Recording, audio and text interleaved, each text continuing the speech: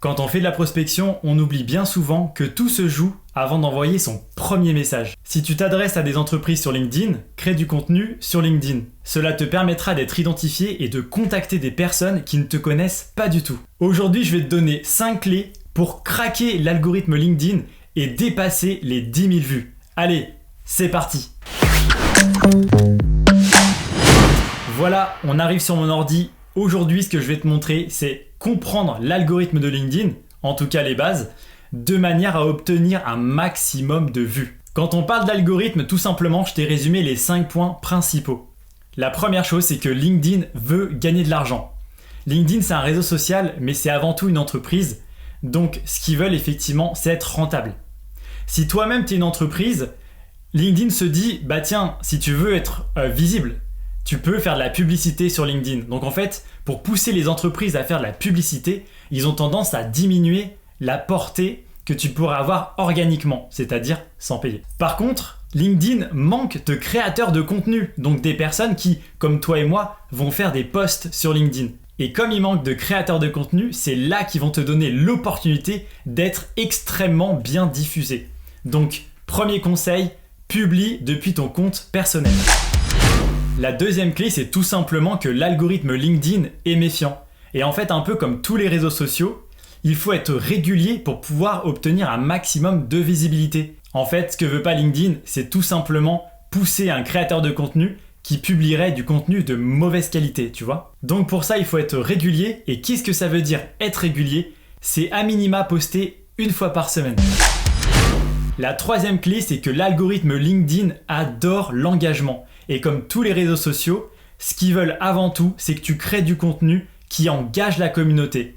C'est-à-dire obtenir des commentaires, des réactions, mais également des partages. Si on devait prioriser, ça serait 1. Les commentaires, parce que c'est grâce à eux que tu vas avoir un maximum de portée.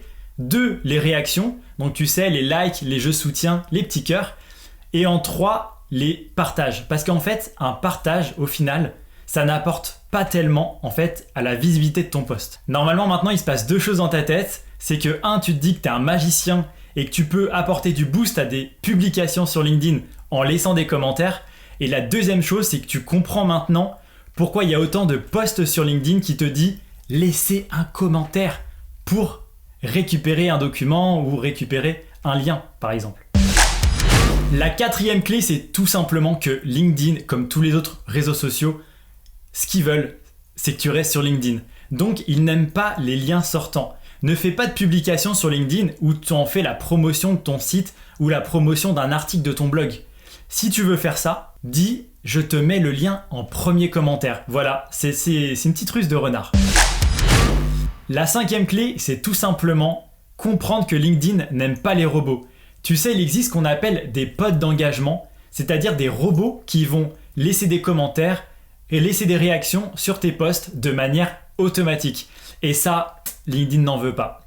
Ce qu'ils ont mis en place pour contrer, c'est ce qu'on appelle le dwell time. Et le dwell time, pour le simplifier, c'est le temps que tu vas passer sur une publication.